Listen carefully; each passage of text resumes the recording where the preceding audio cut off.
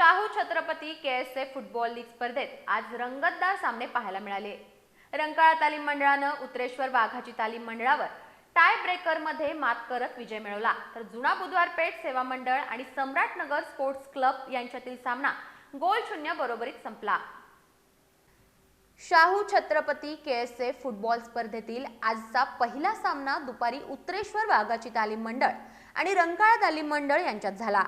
सामन्याच्या 11व्या मिनिटाला रंकाळा तालीम मंडळाच्या मेहरजीनं पहिला गोल केला, तर 66व्या मिनिटाला साईराज कदमनं दुसरा गोल करत संघाला आघाडी मिळवून दिली। उत्रेश्वर वाघाची तालीम मंडळाच्या मयूर कदमने 53व्या मिनिटाला, तर तुषार पन्हाळकरनं 80व्या मिनिटाला गोल करत सामना 2-2 असा बरोबरीत आणला। निर्धारित वेळेत सामना बरोबरीत सुटल्यानं टाय ब्रेकर खेळवण्यात आला। टाय ब्रेकरमध्ये रंकाळा तालीम मंडळाने 5-3 अशी आघाडी घेत विजय मिळवला। दुपारी 4 वाजता झालेल्या दुसऱ्या सामन्यात संयुक्त जुना बुधवार पेठ सेवा मंडळ आणि सम्राटनगर स्पोर्ट्स क्लब आमने-सामने होते। सामन्याच्या सुरुवातीपासूनच दोन्ही संघांनी आक्रमक खेळ करत गोल करण्याचे प्रयत्न केले।